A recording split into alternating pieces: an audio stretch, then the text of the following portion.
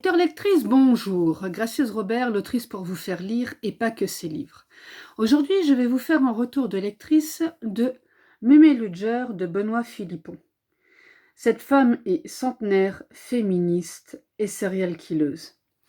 Alors donc, nous démarrons en pleine action, c'est-à-dire que la Mémé, elle est en train de tirer du 22 dans le postérieur de son voisin, Monsieur Gore. Et bon, bien sûr, la police arrive. Alors elle dit ah, les gitans, sortez, qu'est-ce que vous foutez chez moi? Parce que Mémé Ludger, elle a quand même un vocabulaire un peu châtié, n'est-ce pas? Elle a 102 ans et en gros, elle s'en tape. Et donc elle elle se retrouve dans le bureau de l'inspecteur Ventura. Ah oui, j'ai oublié. Lui se demande pourquoi elle a tiré un coup de fusil dans le postérieur de son voisin. D'ailleurs, elle lui dit gentiment qu'elle visait le cul, mais que son doigt a ripé. Donc je crois qu'il a pris quelques cartouches dans le bas du dos, si je me rappelle bien. Et s'ensuit donc tout un interrogatoire de Berthe, Mémé Ludger, avec l'inspecteur Ventura qu'elle s'amuse à appeler Képi, Colombo beaucoup, et à un moment quand même elle l'appelle vraiment par son prénom, parce que en fin de compte, elle va lui raconter sa vie d'une certaine manière, et au fur et à mesure du récit, on s'attache beaucoup à Berthe, la Mémé Ludger. Alors déjà pour dire, ce livre je l'ai lu parce que j'ai regardé le club de lecture de Lisa, du Club des Indés sur YouTube. Donc elle avait présenté 3 bouquins et celui-là, elle disait que cette femme était une bombe atomique, et qu'elle a connu pas mal d'hommes, qu'elle en jouait et elle a connu une vie assez riche. Et je me suis dit tiens, Mémé Ludger, 102 ans, une bombe atomique qui a eu un passé quand même assez, comment dire, assez mouvementé et qui tire des coups de fusil comme ça, qui est féministe. Quoi de mieux pour m'intéresser? Donc j'ai acheté le livre, enfin le e-book exactement, et j'ai lu. Et quand j'ai fini, j'ai dit Mémé, reviens! Parce que je me suis éclatée, vraiment. Entre cette Mémé qui parle un langage, alors à moitié patois, à moitié langage de la rue, mais de son époque, donc d'il y a, on va dire, 82 ans à peu près, hein, un petit peu plus, et l'inspecteur Ventura qui essaie de lui parler correctement. Elle lui raconte, parce que donc il dit qu'elle est serial killeuse, et elle lui raconte les différents meurtres. Et en effet, elle confirme que dans son petit village du Cantal, sa réputation n'était pas volée. Maintenant, est-ce qu'ils savent tout? Non. Est-ce qu'ils connaissent le nombre exact de cadavres qu'elle a laissés derrière elle? Non. Et d'ailleurs, je pense que le premier, ils ne savent même pas, parce que cette femme a été mariée à plusieurs hommes. Ils ont disparu mystérieusement, ce qui lui a valu une réputation de veuve noire. Mais ils ne sont pas forcément morts pour leur argent, parce qu'elle, elle vit toujours dans la maison de sa Mémé. J'ai oublié son nom, mais c'est une femme extrêmement attachante aussi, la Mémé. Et donc, la première fois qu'elle s'est mariée, elle s'est installée dans cette maison avec la Mémé, parce qu'à cette époque-là, on vivait avec les grands-parents, on en prenait soin en tout cas, et elle y est restée tout au long de sa vie. Parce que il y avait aussi un attachement assez familial à cette maison, elle n'a jamais voulu la quitter. Surtout que il y avait quelques petites choses à protéger dans cette maison, mais ça on l'apprendra par la suite et je ne vais pas tout vous raconter. Parce que, en gros, on apprend énormément de choses sur la vie de Berthe et on s'aperçoit que cette mémé de 102 ans, 38 kilos, qui a une verve et une gouaille de genre Zazie dans le métro, ou c'est Arletty, celle qui dit atmosphère, atmosphère. Voilà, c'est un peu le jeu. Enfin, en tout cas, moi, c'est comme ça que je l'ai imaginé quand elle parlait.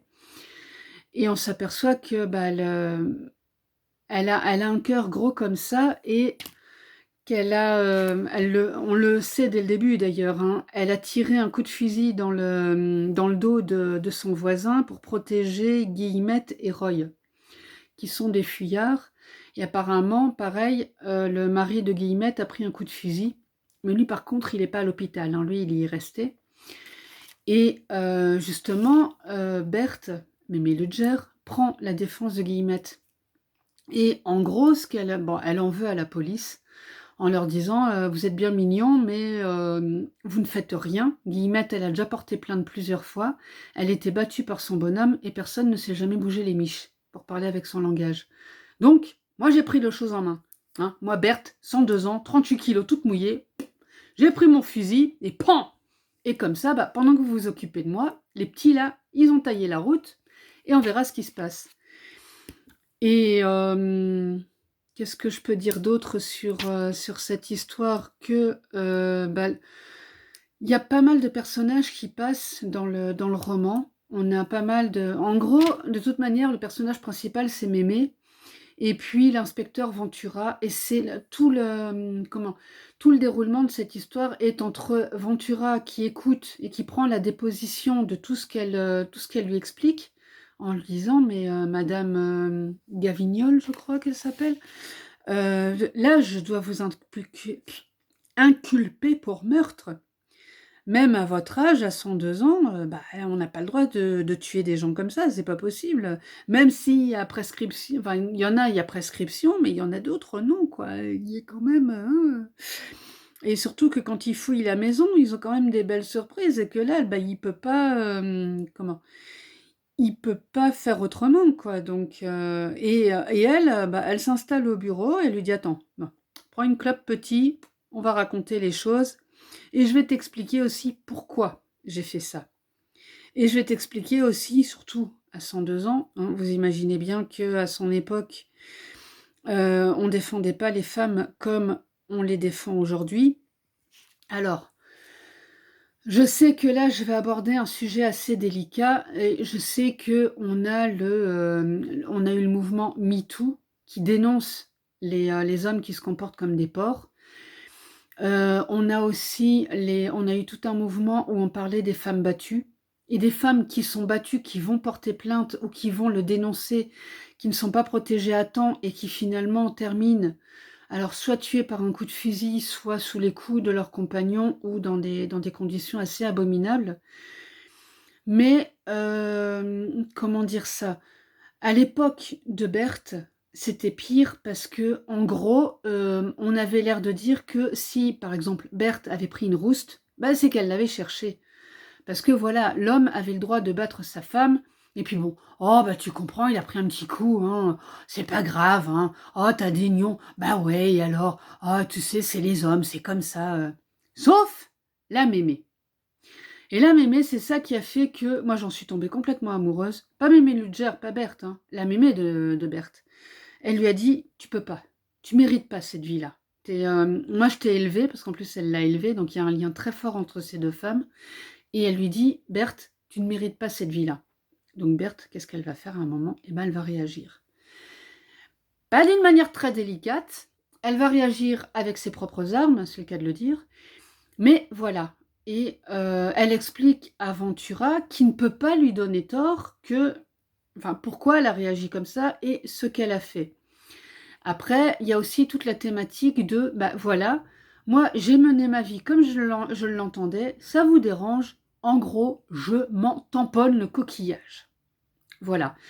Et c'est pour ça aussi que j'ai adoré ce livre, c'est que, bah déjà, c'est écrit par un homme, et il défend la cause des femmes, qui aussi est assez chère à mon cœur, même si je critique régulièrement mes congénères.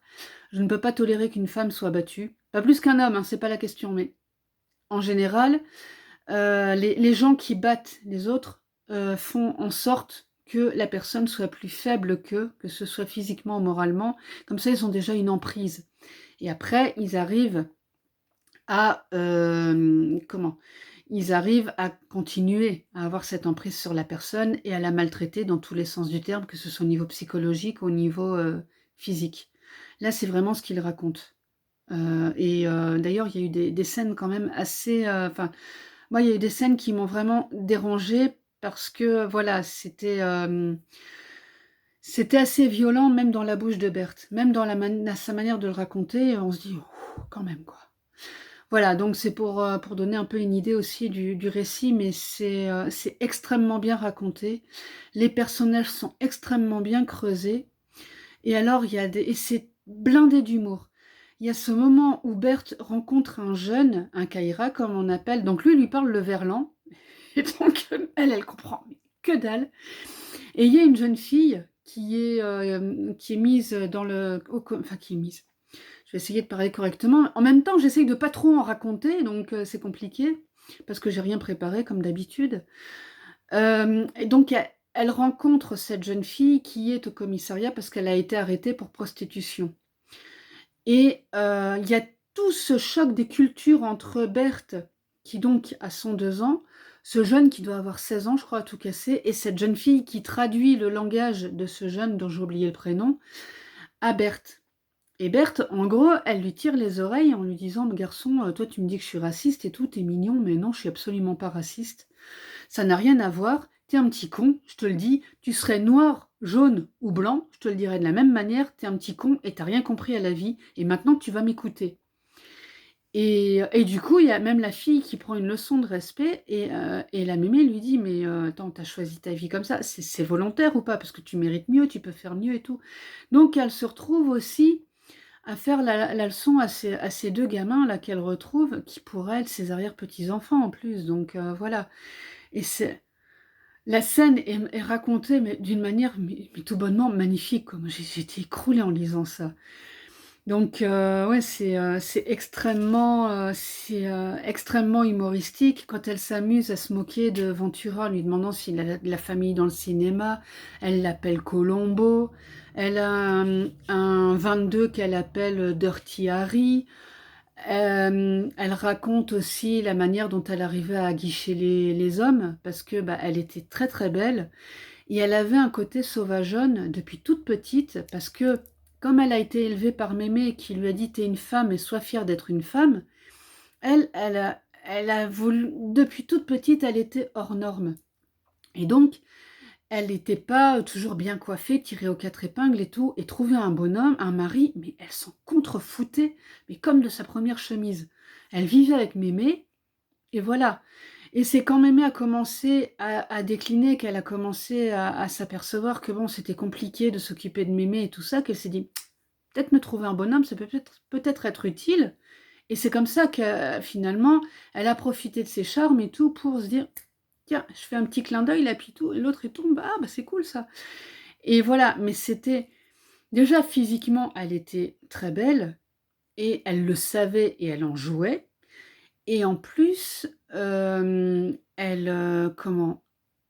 Elle, je sais plus ce que j'allais dire, elle assumait tout ça. Oui, elle était libre. Et c'est ça qui attirait les hommes aussi, c'est que justement, ils se disaient qu'avec elle, il n'y aurait pas de tabou particulier. Et surtout à l'époque, hein, on fait ça dans le noir. Oh là là, c'est pas bien. La religion l'interdit. Mais enfin bon, si tu m'entailles une petite cocotte, hein, je serais pas contre. Voilà. Et Berthe, elle, bon, je dis pas qu'elle assumait, qu'elle racontait, ah bah ouais, hein, j'en taille une, là, tranquille, t'inquiète, on va derrière l'arbre et tout, c'est nickel. Non. Mais par contre, elle assumait sa liberté et elle assumait le fait qu'elle n'était pas comme les autres femmes. Donc, tout le monde l'a critiquée devant, oui, pas de problème. Mais derrière, si elle disait, viens dans l'arrière-boutique, mon gars, on va passer un petit moment, le mec, il disait rien, il passait un petit moment avec elle, et puis il se taisait surtout. Hein, donc voilà. Et il y a ça aussi, il y a toute cette dénonciation bah, entre ce qu'on te dit devant et ce qui se passe derrière. Hein. On n'est pas sous les toits des chaumières, et voilà. Donc voilà, il y a plein de thématiques qui sont cachées derrière cette histoire de... en gros, bah, on part de ce coup de fusil qu'elle a donné au voisin, et, et alors elle explique ça. Bah ouais, je l'aimais pas. Donc voilà, moi je lui ai mis un coup de fusil parce qu'il était dans le coin, et, en gros, il était là au mauvais moment, quoi, c'est pas de ma faute. Voilà. Et c'est tout le temps comme ça. Donc, pour moi, ça a été un pur moment de bonheur, une super lecture. Je me suis vraiment éclatée. Et c'est vrai que j'ai mis 2 jours à me dire quand même, j'ai pas envie de repartir dans un autre bouquin, quoi, parce que j'étais encore imprégnée de tout ce que j'avais lu avec Mémé. Et voilà, j'étais encore avec elle, quoi, et j'étais bien. tout simplement. Donc si vous n'avez pas compris, j'ai vraiment adoré. Après, quant à dire, comme j'ai l'habitude de faire dans mes retours de lectrice, quel est mon personnage préféré? Oui, comme je disais, entre Berthe, Mémé et la grand-mère, j'ai vraiment oublié son prénom et je pense pas que je vais prendre le temps de le chercher tout de suite pendant que je parle. Ou alors je fais une petite pause. Attends, je m'offre une petite pause parce que c'est important. Elle l'appelait Nana. Et ouais, je crois que c'est quand même Nana qui m'a... Nana, c'est un personnage, quoi. C'est juste un personnage. Et on devine bien que c'est elle qui a fait que Berthe est comme ça. Et c'est elle qui lui a donné cette liberté et qui était quelque part avant-gardiste par rapport à aujourd'hui. Et justement, enfin moi j'aime beaucoup l'histoire et j'aime beaucoup lire des livres d'histoire et on peut penser à des femmes comme Aliénor d'Aquitaine, comme Anne de Bretagne, comme Catherine de Médicis, qui sont des femmes de poigne. La mère de François Ier aussi, j'oublie son nom, la mère d'Henri IV, enfin voilà. On a beau dire, oui, les femmes à l'époque, elles ne servaient qu'à faire des gamins et tout. Il y en a eu quand même qui ont eu énormément de courage, Jeanne d'Arc, et qui... alors, je pense pas qu'elles plaidaient pour la cause des femmes, forcément, mais par contre, elles peuvent, même encore aujourd'hui, être des exemples pour nous, pour dire, regardez, quand on a vraiment du caractère et tout, eh ben, on s'en fout, on persévère et on y va quand même. Et Nana, c'est ça qu'elle a appris à Berthe. Et c'est comme ça qu'elle a, elle a donné toute cette volonté à Berthe, et que Berthe a survécu à des choses quand même très graves. Voilà, qu'est-ce que je voulais dire d'autre? J'ai parlé des thématiques, j'ai parlé des personnages préférés, donc merci de m'avoir écouté jusqu'ici. Je vais faire ma petite présentation quand même. Donc moi je suis une autrice hybride, mi-auto-éditée, mi-éditée. Je suis autrice pour vous faire lire et pas que ces livres, parce que donc j'en ai écrit, alors à l'heure actuelle j'en ai écrit 5 qui sont publiés. Ma vie en blog 2 qui est actuellement disponible en e-book au mois d'avril, au moment où je tourne cette vidéo. Les voyages forment la jeunesse, l'Italie. Les voyages forment la jeunesse, la France, où là je parle aussi d'histoire de femmes. Donc pour Clotilde, dans Ma vie en blog, c'est une femme qui est amoureuse de son meilleur ami et qui lui avoue un soir de cuite. Et donc, que va-t-il se passer suite à cet aveu? Et elle est accompagnée de sa meilleure amie Claire qui pourrait être pote avec Berthe, voire même la prendre pour son idole. Et après, c'est Les voyages forment la jeunesse avec Agathe, qui est une amie de Claire et Clotilde, qui est une femme qui est embourbée, c'est le cas de le dire, dans un mariage où elle s'ennuie, elle s'est complètement perdue avec son mari et donc elle décide de partir en voyage organisé avec lui pour essayer de sauver son couple. Et donc ils partent en voyage organisé en Italie et on a une suite, la France, et on a un troisième qui est en cours d'écriture. Ça se passera aux Antilles, sans vous en dire plus. Et j'ai aussi écrit un recueil de notices. Donc là, c'est juste des notices gracieuses. Donc voilà, il faut juste aller les regarder un peu ce que ça donne. Et en édition, aux éditions Éveillez-vous, j'ai publié Gracieuse tribulation d'une brouette. Et nous avons un autre livre qui va arriver prochainement, donc le 7 juillet, qui est issu du Récréature de février 2021. Que vous dire d'autre? Qu'est-ce que tu vas trouver sur cette chaîne, cher lecteur? Des extraits de mes livres, donc de Ma vie en blog et des voyages forment la jeunesse. Tu vas trouver aussi mes horoscopes, parce que je suis une grande astrologue. C'est dans le même esprit que les notices, donc c'est complètement décalé. Mais par contre, si tu as envie de te changer les idées et de te marier un petit coup, n'hésite pas, tu vas écouter mes horoscopes. Et puis, des retours de lecture, des interviews d'auteurs qui vont arriver aussi prochainement. Enfin, voilà, plein de choses. Tout ça pour dire que maintenant, je ne comprends pas comment tu ne peux pas t'abonner à cette chaîne. Diffuser ce retour de lecture pour motiver d'autres personnes, d'autres lecteurs à lire ce livre. Et même activer la petite cloche pour être informé de mes prochains retours de lecture ou de mes prochaines vidéos, parce qu'il y a encore plein de choses qui sont en projet et il va encore se passer plein de choses sur cette chaîne. Moi, en attendant, je te dis à très vite pour d'autres lectures, d'autres extraits ou d'autres choses.